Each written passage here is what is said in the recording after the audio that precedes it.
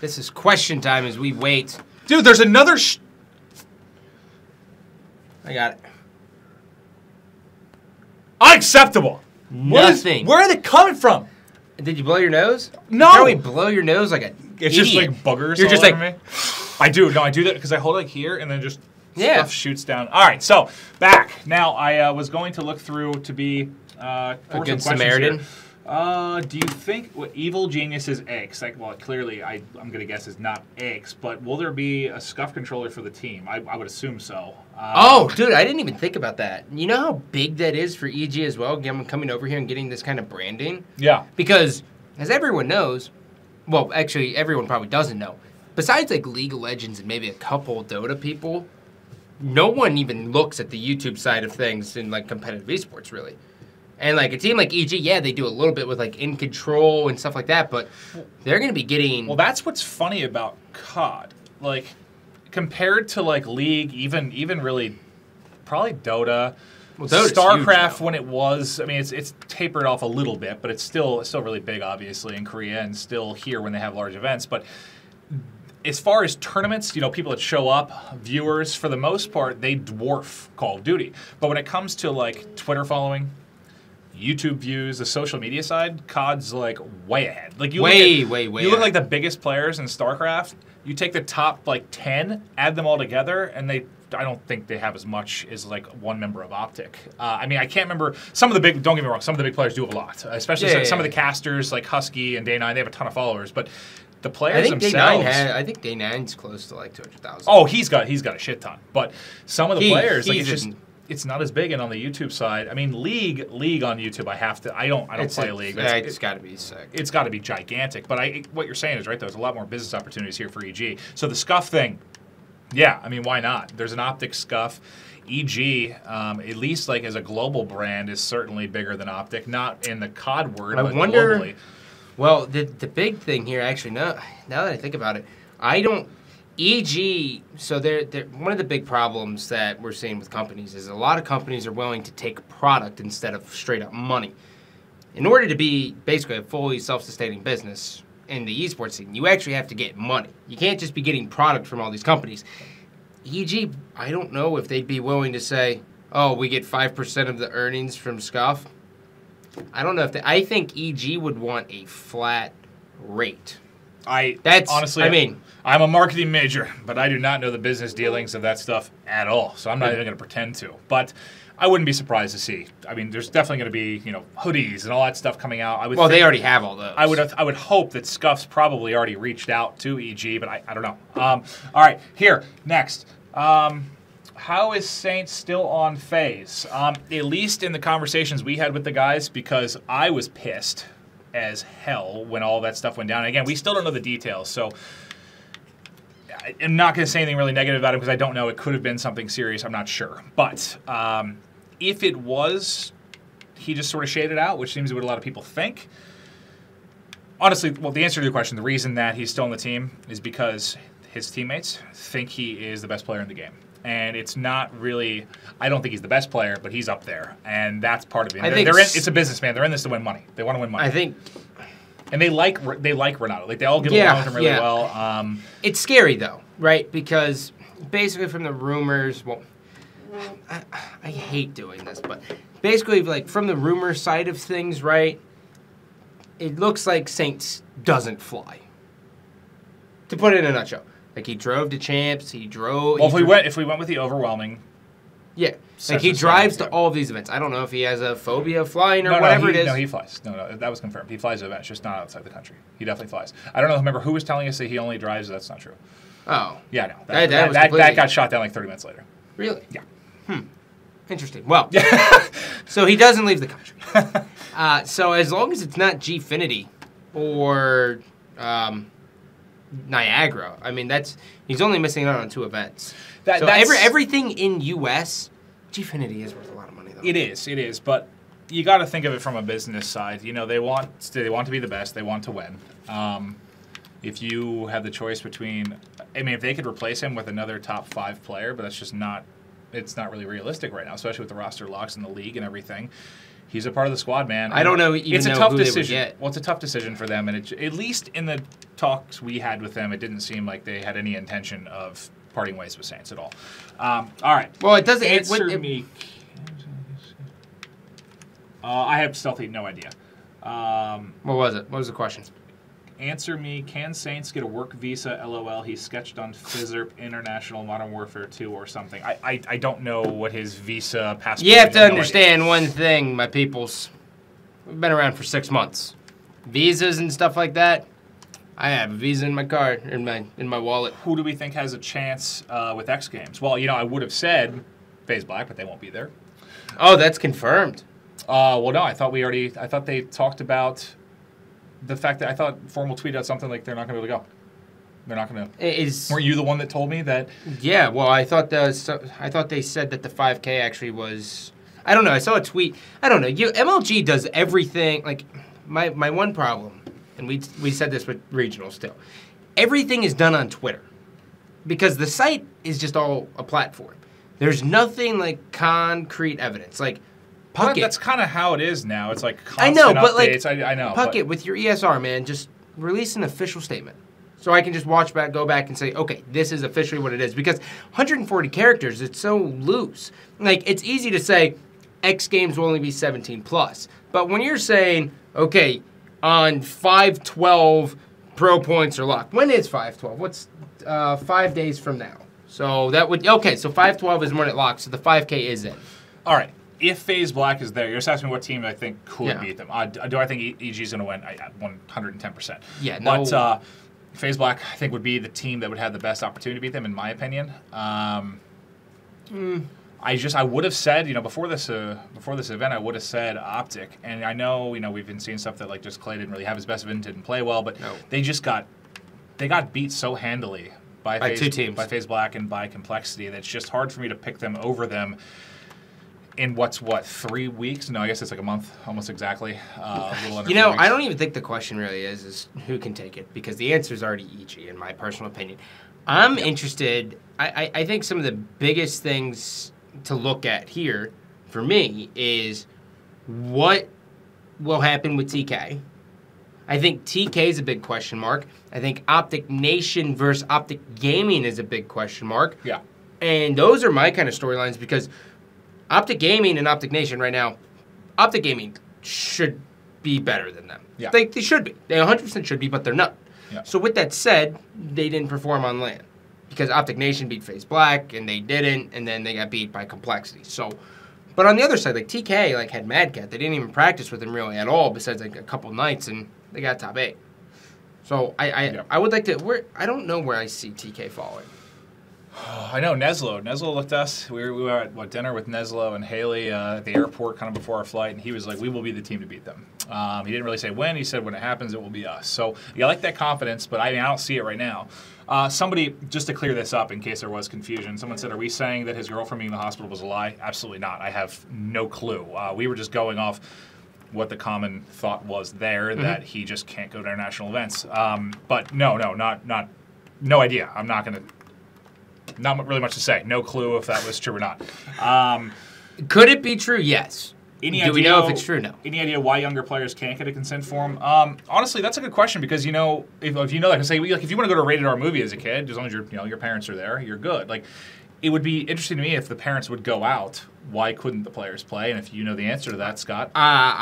It's an assumption, but it's probably the accurate assumption just because of information that kind of gets tossed around a little bit here and there, but.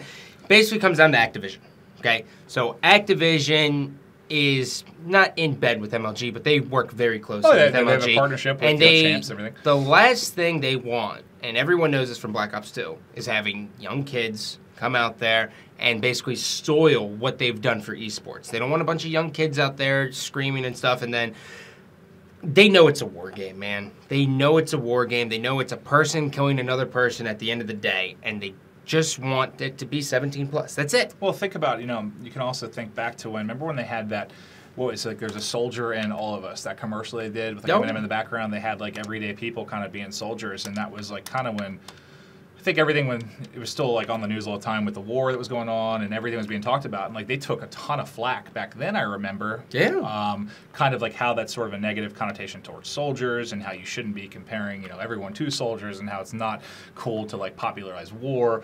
So I think America's been around war for ages. I know, but you know what I mean. No, especially I get exactly when you're talking with kids. So.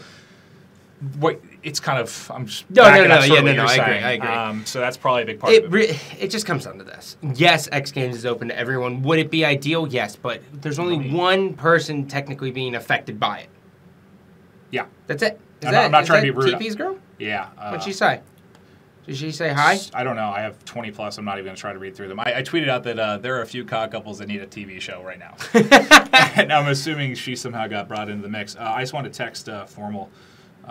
Well, I sent him a message on here, so I don't know. I think the big thing here, though, is everyone knows there has to be, right now, MLGs, and even if it wasn't MLG, any other company who wants to like basically do anything, they have to do the similar thing as MLG.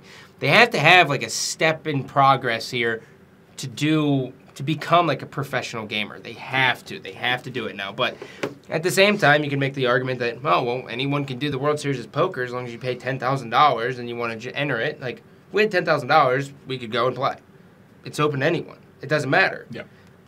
So, like, you want it to be accessible, but at the same time, you need to make it so it's like, okay, you have to do this. And I think having like that stepping stone up to it is better than not having it at all.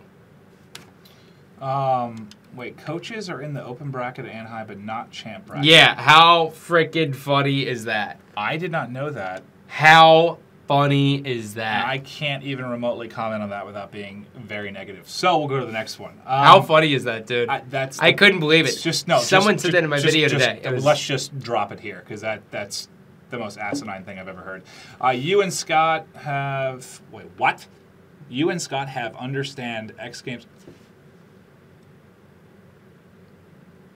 Okay. We should understand that basically X Games is on Xbox One and Optic are top 3 on Xbox One. Do I think Optic is better on the Xbox One? Yeah, well, just because they have some really, really strong sub players and the sub is stronger on Xbox One. Anything. But I don't think that means they're going to beat EG. Do I think if FaZe Black isn't in, are they probably with Envy? Are they kind of a toss-up for me to be the number 2 there? Oh, yeah. Yeah. No, I mean, I think they can definitely hang with Envy. It's just right now, honestly, you can call me an idiot, but there's basically EG, and then like there's like a 2-3 kind of, and then everybody else. Like it's just they're kind of in a league of their own right now. It's really funny because every time there's a dynasty, whether it's Halo or StarCraft or whatever, the number 1 team is normally up here. I can attest to this because I dealt with Final Balls for the entire 2005 season where they only dropped one event, which was a complete joke. Which, some could argue, back to 2013. Was that the Team Slayer only event? Where yeah, the Team Slayer only. Philly? No. Yeah, that was Philly. Was Philly. That's where your best friend T-Squared won, right? Yeah, that guy sucks. But, yeah, it's the rivalry will never die. But I think he won the 1v1 too against Slim. How'd that make you feel? That was 2004. You got 2 different years. Dude, there's been a lot of time and a lot of alcohol between now and then. But, like, Final Boss was light years ahead of everyone else. Sure, people had close games, but you never beat them in a best of 11. It takes a long time to get out of that. And the scariest thing about COD is that by the time these teams start to catch up to them, the new game's out. Yeah. I would wonder, but that's also, the best strength because they have personalities who teach people how to do, class setups and everything like that and keeps people interacting. But another year Black Ops 2 would have been interesting.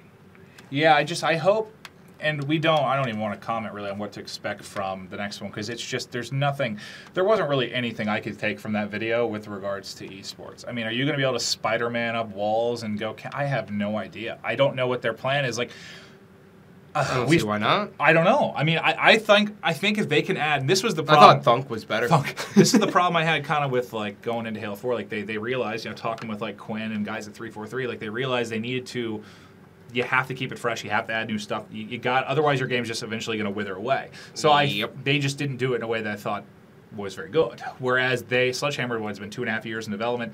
They've had time to try and work with esports, at least they say, and try to implement stuff. So if it's implemented well, I think if it's done well, regardless, it's going to take a ton of flack at launch.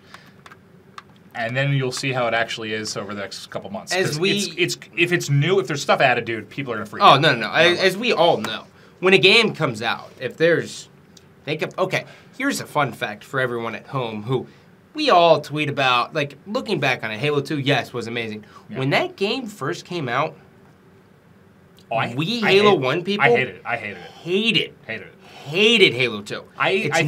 For the entire 2005 year, after every single event, every single night, played Halo 1. I think I hated it the whole time I played it. And now I look back and I'm like, God, that game was good. Because, like, you just, when you come from the previous game, it was really good. Like, honestly, Ghost didn't have a chance in hell. Because, like, Black Ops 2 was, like, they did not. It was, like, the best one for esports. Like, everything was so well done. And, I mean, I shouldn't say it'd have a chance in hell, because if it was, like, perfect and better, then it would have. But it was very tough to follow up Black Ops 2 for this community. Oh, for sure. I'll tell you what, though. What Ghost did do that was fantastic, as you grab another question, was actually add the sliding dynamic. I have a hard time, like, when I would play Titanfall or anything like that, I had a hard time, like, not trying to slide. You know what I mean? I love the slide. I don't really use I'm like a dog with worms. The worst was when I came back and played a couple games of Ghost after Titanfall, and I was trying to, like, double jump. Like, I can get over that ledge and double... Damn it. All right. I saw one thing. We actually had this conversation at Niagara, which I do want to talk about. Do we like best of 11 or 2 best of 5s for the finals? I am an advocate of 2 best of 5s. What's the scenario? Like, in that scenario? Like, or in general? Well, that would be the scenario regardless if it's a double limb. Like, what do you mean? Well, if the team meets up again, though. Well, had they played before, you're saying? Because, like, yeah, had they played Complexity before. hadn't played before. So you prefer doing the best 11 had they played before, which I think is how that's Halo did. That's 100% how it is. Yeah, that's how it should be. Yeah. So I guess I don't know if the question you're asking is should it be best of 11 regardless. That doesn't make sense because it doesn't give the advantage to the team in the winner's bracket. The only way you can do best of 11, which, by the way, if Gfinity is really best of 5, that's me. But that's not my place. But regardless, the only way you can do best of 11s is if you really want to get creative, and you would have to do pool play, lead into day 2, and then single limb best of 11s. And well, no, they were talking like finals, basically. Yeah, no, but I'm saying like that's the only way you can just do a flat out best of 11. Yeah, but finals, if they played before the best of 11, yeah, that's just what it should be. Yeah. Which ends up if you look at it, the only difference between a best of 11 and 2 best of 5s is the best of 5 rewards the team in winners because they have to get knocked into the losers bracket, whereas the continuation, it's just a continuation. It's basically another best of 5. Yeah, that's it. No, I agree. Someone said kind of like, how do they go from EG to complexity in a matter of days? That's just, it looks like a matter of days from your guys' standpoint, but trust me, there's stuff going on behind. And like someone's like, how do they buy them? How does that work? The way I look at it, sort of like, I don't know if you guys watch, like, let's say soccer, how they have like transfer fees. They have to buy players from other rosters. It's sort of a similar thing like that. Like these guys have become such like big names and they have contracts and stuff. There needs to be like sort of a transfer fee, like a licensing fee. I don't know what I'm doing. Yeah.